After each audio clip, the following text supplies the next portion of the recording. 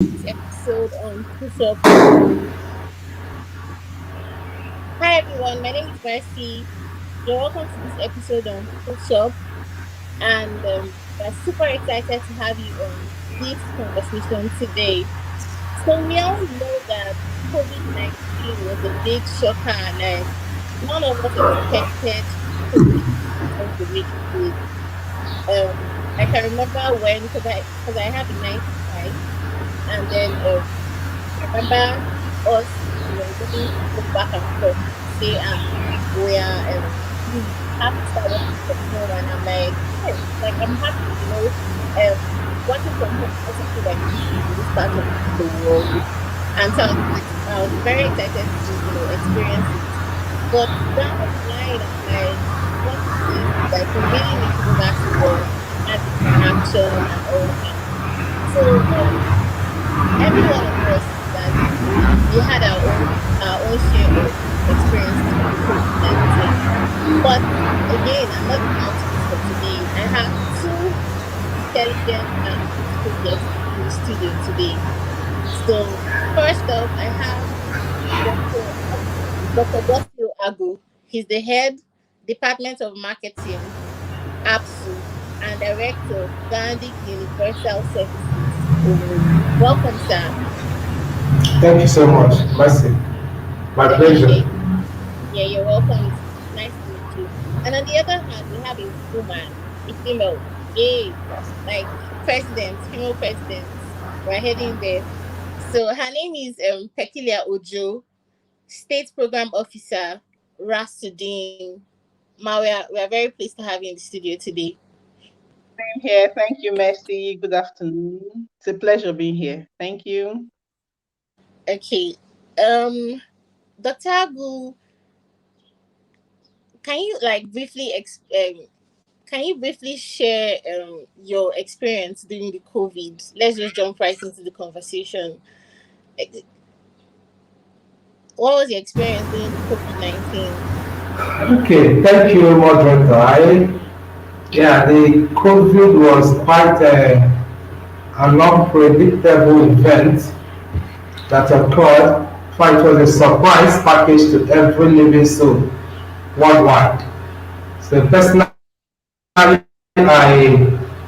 number one, I least expected to see such kind of event disrupting every aspect of human life, including religious, social, academic, business, and everything about life came to a halt.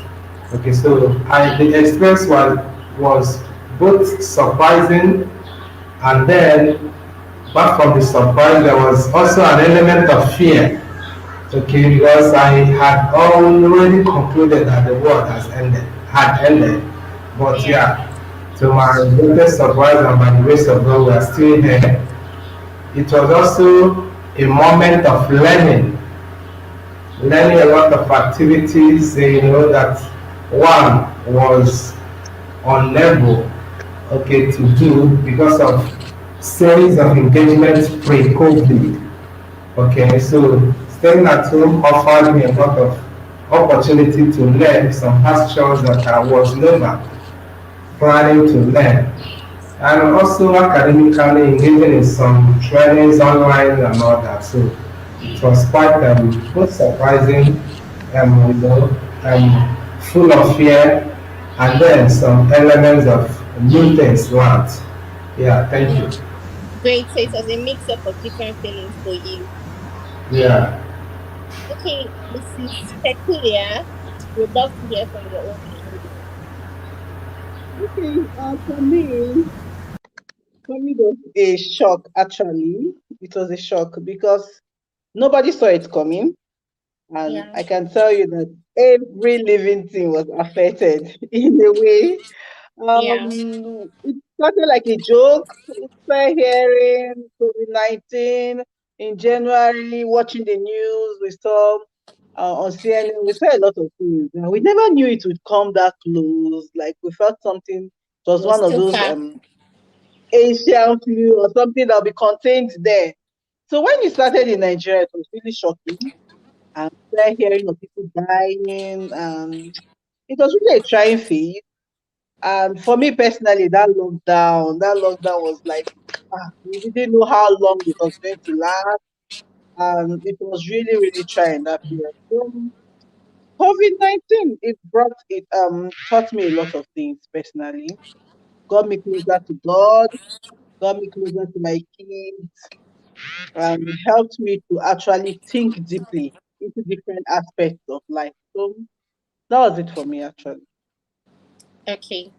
Yeah, so for every one of us, so it means that it was just a mix up of different feelings too.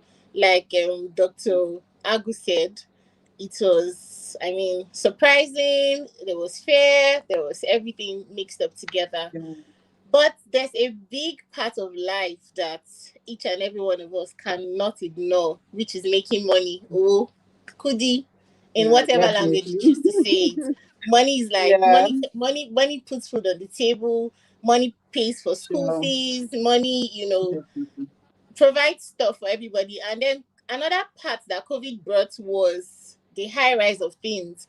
I mean, that time I even had to do like a personal Instagram video to talk about the way Nigerians were exploiting the season. I mean, spaghetti Mm, that was like 100 naira or so. I'd be 70. I can't remember, but it was like 100 naira became like 100, and I bought it for 160 during COVID, and I was mad. Like, I think that was what even got me mad. But at the same time, that's the price they have chosen to sell it.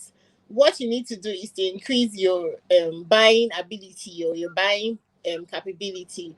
So mm, I'm saying this to say that our jobs and businesses were heavily they heavily affected. suffered under COVID, really. Mm. And so I just want to hear from you your experience, and then when as it relates to work and relates to your business. So just tell me in details what you do for a living and how COVID specifically affected your job, whether positively or negatively.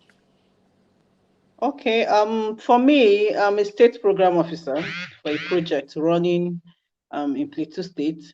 Actually, we work with I coordinate the activities of some volunteers that were selected in each LG to actually saturate the 17 LGs.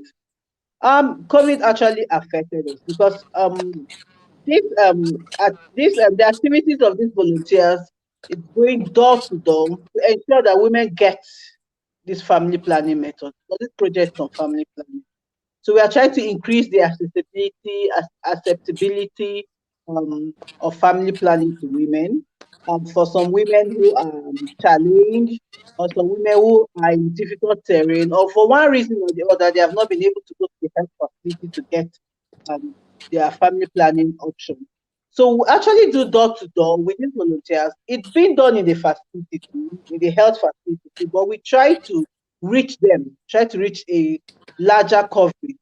So by going to their door to door, we get them to use the services, and of course increase the contraceptive prevalence rate of the state. So during COVID, it was really difficult because of the lockdown, which affected everyone. And for in Plateau State in particular, we had really extended period of lockdown because Plateau State was one of the high red alert states in Nigeria. So we had that issue. The lockdown didn't allow us to go to work. Of course, I could still coordinate the activities from home, but some things are better done in person. So it affected me in that aspect. It affected the volunteers because initially they couldn't go out. They were just tied, restricted to their environment, and so the uptake in those months actually really, really dropped. The uptake of women that took family planning that month dropped.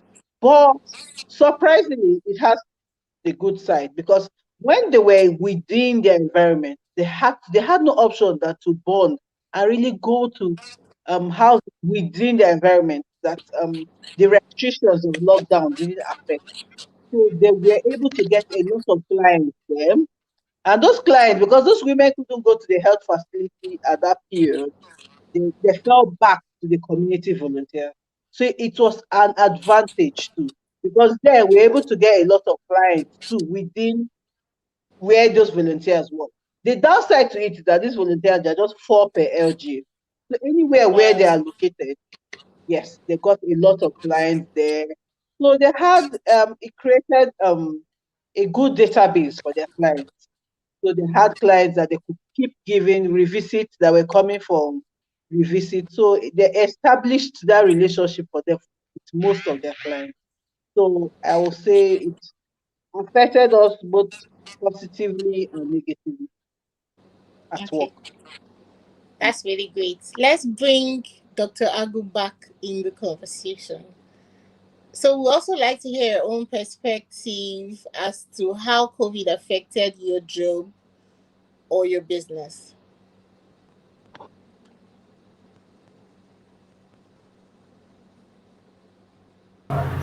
I think COVID, I can describe it as a two-edged sword, positive and negative impacts, okay, in my life. So as an academic working in a state institution, you know, salaries were no longer coming from the month of May throughout the period of COVID and lockdown. It was quite a serious challenge for someone who has been working and colleagues who have been working for years, and then seeing monthly income and all that, staying at home without any source of income for months was quite a heavy task. And you know the implication on those who have families and all that. Okay, so as a business person to an entrepreneur who engages in academic research consulting, schools were on lockdown, postgraduate programs, researches, and all that were at the hot. So it had negative impact on our business and all that. But in the area of training, online conferences, trainings, and all that, international and local conferences. So because we had ample time, okay, we were able to explore such opportunities. And a number of them were actually free. Okay, because of COVID, there were a lot of palliatives to encourage academics to explore opportunities of how to adjust their programs post-COVID. So I was able to participate in a number of them.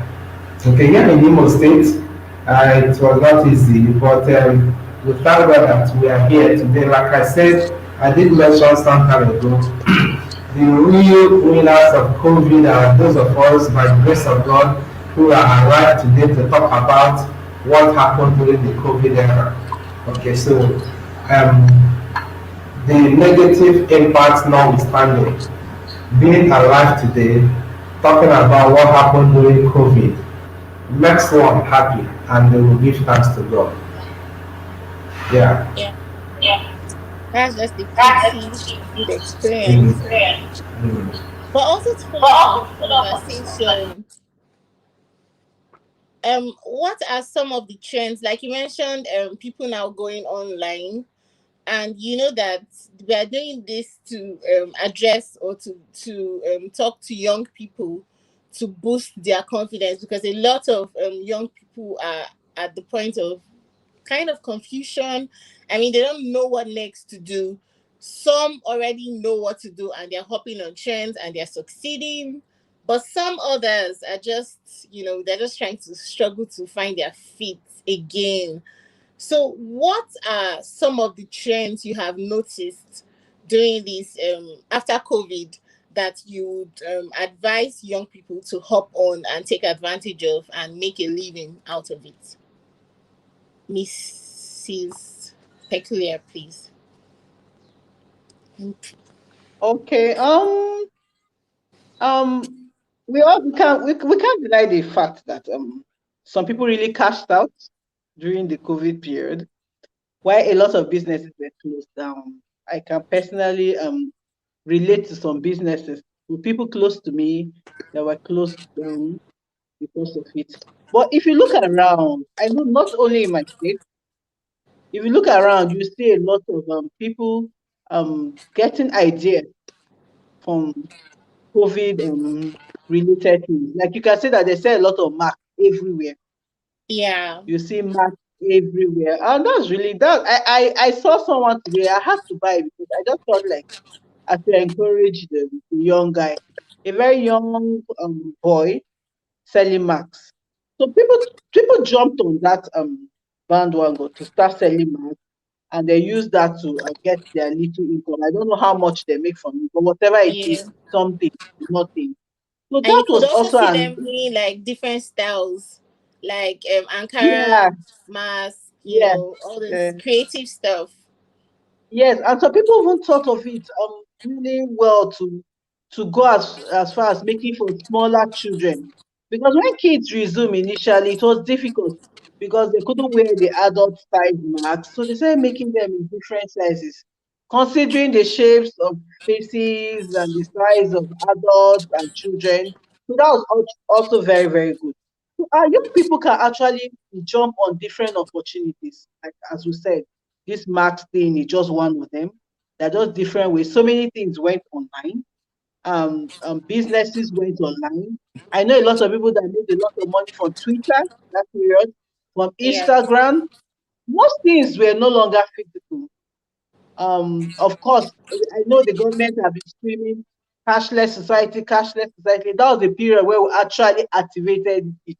For me, it was really I started seeing cash, holding cash like something that was just out of hope. I started transferring for everything. I buy gas, I use the POS. I buy for my car also, I use the POS. So young people should actually use this opportunity to go online and sell a lot of things because with just a little data and you're able to, you are consistent. Initially, it may not be easy, but I feel consistency is the key here.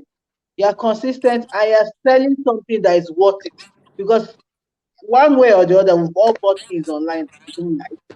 Yeah. Then, but if that to me, I see it like a lesson. I don't go back once I see it. But there are some people that have been buying things from them online for so long because I know that they'll give me my money's worth. They'll give me how it looks online, how it is, and all that. So I feel they can get that opportunity, use this opportunity of COVID, go online and sell a lot of things.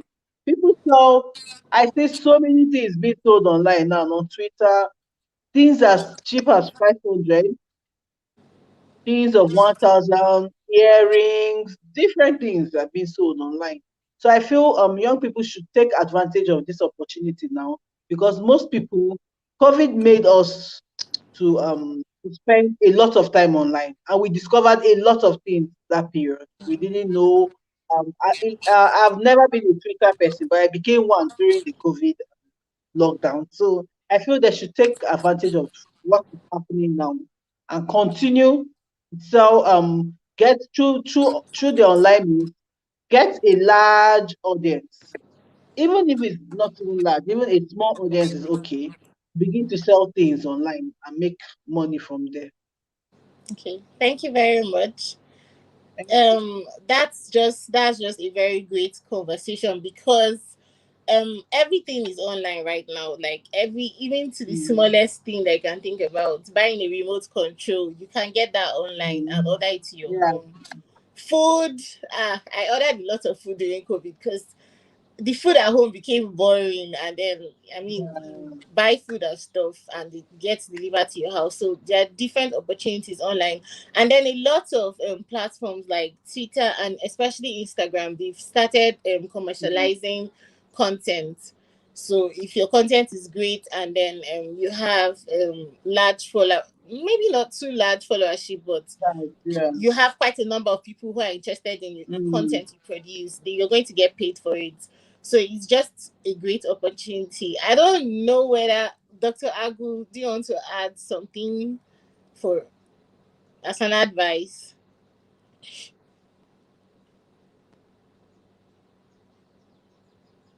Mentioned the most important aspect of the lessons we need to learn okay, from the COVID, especially for the young ones. Okay, I would add, while we keep struggling for this white collar job of a thing, we should not abandon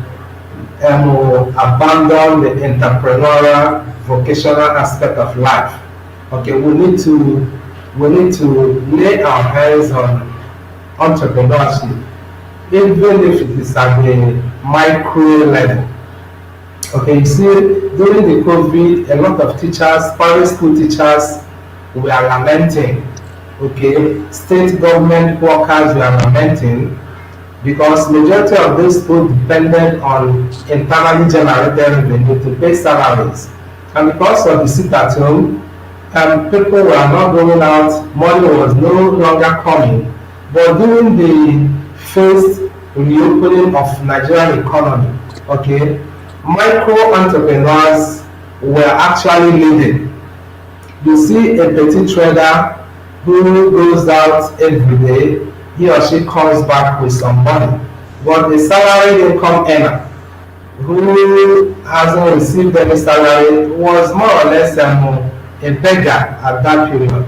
So I would advise the young ones, while we're still craving for the white collar job, let us learn some skills, vocational skills, and equally lay our hands on entrepreneurial activities. And also, like the previous speaker, Madam Bekulia said, we should also go beyond this brick and mortar thing, face to face kind of marketing and business, and then go through the internet. Now that we have access to smartphones and a lot of internet access now, so we can actually explore those opportunities to market our services and products online and attract international and wide patronage. Thank you.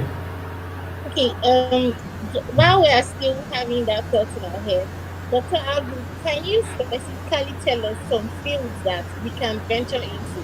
So some people, for example me, during the COVID, I was really thinking of my life. And I was also thinking of things I could do, like extra stuff. And most times, like, it wasn't playing again. I mean, there are quite a number of things Yeah. that sometimes, you're like, they don't put them on. They don't selling get and food and stuff. So if you can just think outside, help think outside the box and give examples of stuff they could try their hands on and to facilitate extra income or build on their entrepreneurship skills. That would help.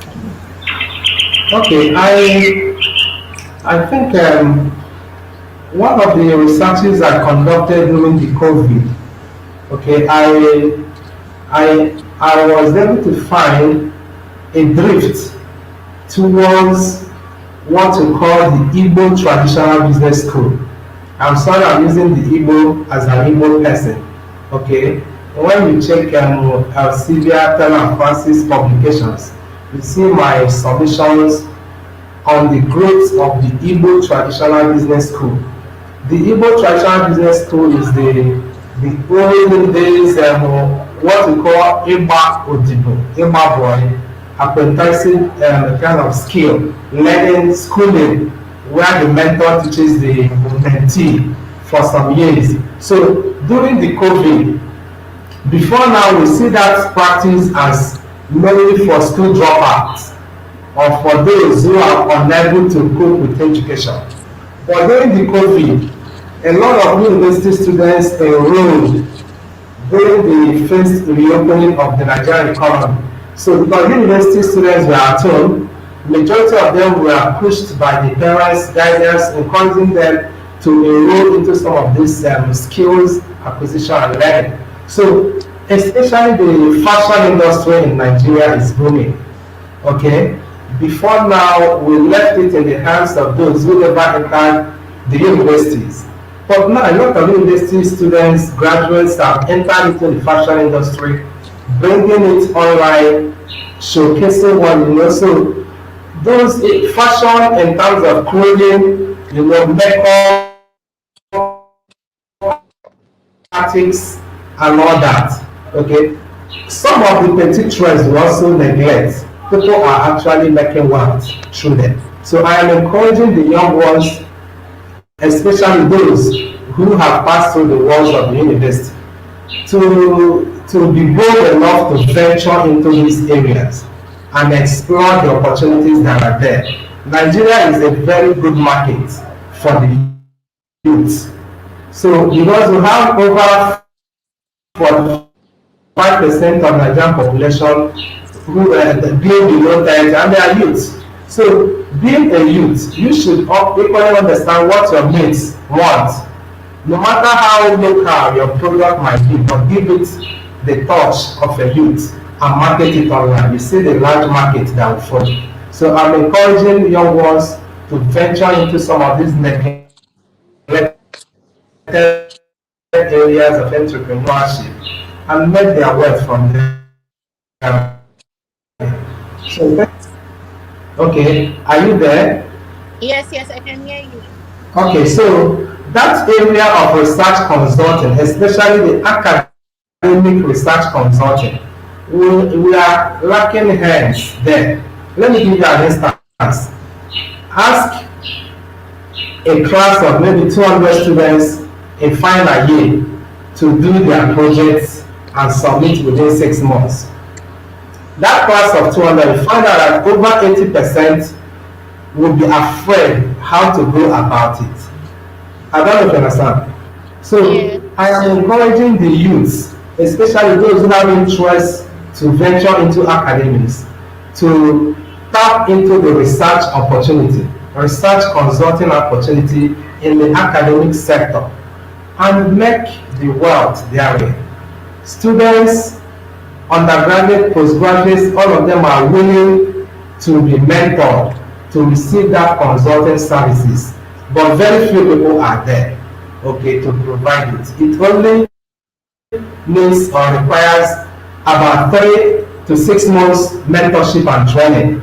Then one can begin from the undergraduate level to explore that market. It's a good entrepreneurial opportunity for the youth. So I'm encouraging people to venture into it and do it sincerely, okay, and not to plagiarize people. You know, a lot of people go to carry other posts or sell to. So that is not academic consulting. Okay, so once you pass through the mentorship and training, okay, and you have the zeal and interest, it's a very lucrative, and then it affords you opportunity to keep learning, okay, until you say I'm no longer ready to do this. Yeah, so it's good opportunity and entrepreneur listening for the youth. Thank you. Okay, thank you very much. Yeah. Really nice hearing those line of thoughts. But I would also want to ask what you think about agriculture as an entrepreneurship opportunity. Please, I didn't get it. Okay, I said I would also like to know what you think about agriculture as Okay. an entrepreneurship Mm, opportunity. mm. Okay, fine. Very, very good question. Okay, just 2 days ago, I had opportunity to talk to the youth about agribusiness. Okay, so why it looks as if many people run away from the agricultural entrepreneurial opportunity is because of the Nigeria setting. Okay, where you know, so but this day I think there's a paper we are working on, what I call humane buying of agricultural produce. Humane buying of agricultural produce. Okay, where I tend to encourage consumers of agricultural produce to buy beyond, okay, look beyond the value of an agricultural produce and buy to encourage the farmer because there are very few. Okay, so if that is applied in Nigeria, you see that the agricultural sector offers a lot of entrepreneurial opportunity. Okay, those into cassava, those into cash crops, and all that, there is actually large market. For instance, take vegetable as an instance. You have very few people doing it.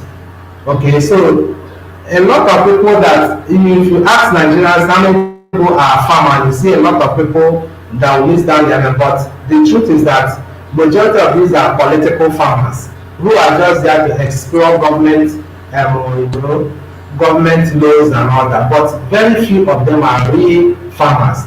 So I'm encouraging the young ones to go into agricultural entrepreneurship. Look at cassava, look at vegetables. In fact, even yam, a lot of international markets exist. There's this upcoming African free trade continental whatever area where you now have larger international markets. Over 50 African countries liberalizing sales of especially agricultural produce. So for those who can explore the opportunity, there is ample opportunity in the farming and agribusiness. So why I'm encouraging consumers of agriculture to adopt what I can remain buying. Okay, take for instance, you see an old woman carrying an orange worth 100 naira. And you know that this woman depends on this 100 naira worth of produce to buy food for the family. Don't just exploit that opportunity to price the woman 50 naira because you know she doesn't have any other option. Go beyond paying 100 naira and pay 150, 200 to encourage that farmer to go back into farming. It's a kind of motivation. Okay, and there are a lot of Nigerians doing it. I know a number of men, that are doing it, the men buying to encourage farming. So I also encourage my audience to do that. We will help to promote agricultural business in Nigeria. Thank you. Quickly, before I let you go, would you consider yourself a winner or loser of COVID? Please again, please. Sorry. Oh, I said, would you consider yourself a loser or winner of COVID-19? Okay, yeah, like I said earlier, I'm one of the foremost winners of the COVID. I won being alive, number one. Like I said, the real winners are those of us who are alive today, explaining what happened during the COVID. Then I can say that the losers are those that we are honoring today who could not make it in terms of life.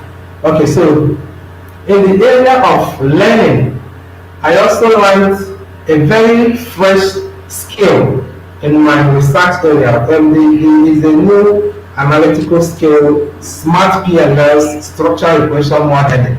I think we are just very few in Nigeria that have that skill.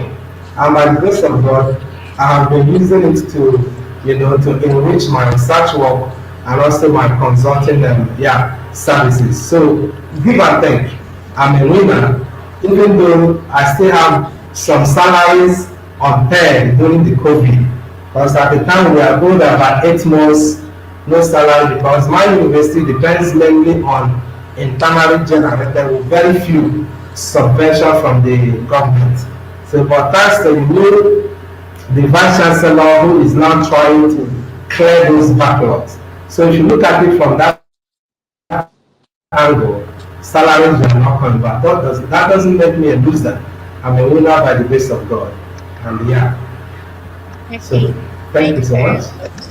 Yeah. It's very nice to hear from you, Mr. Abu. Like, just a lot to take in. Back to Mrs. Peculiar. Hi, are you still here?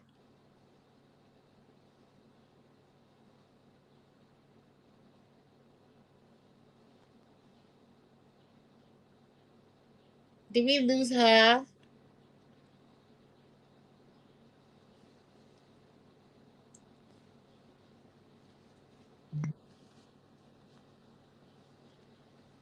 Uh-oh, she has left.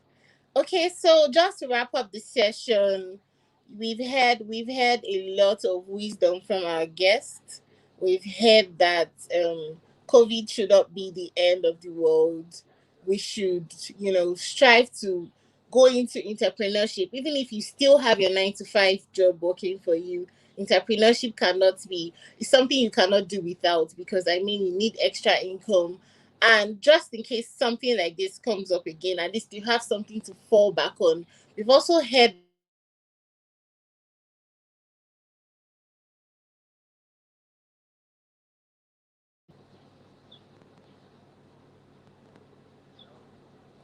we've also heard that online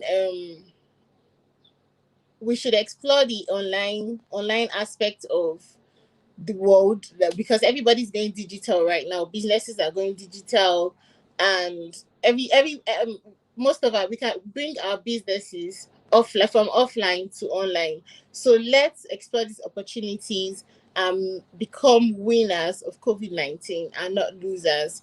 Don't give up the fight. Make sure that your business is seen online and recognized, and then you can reach a wider audience. Thank you very much for joining today's episode. Bye for now.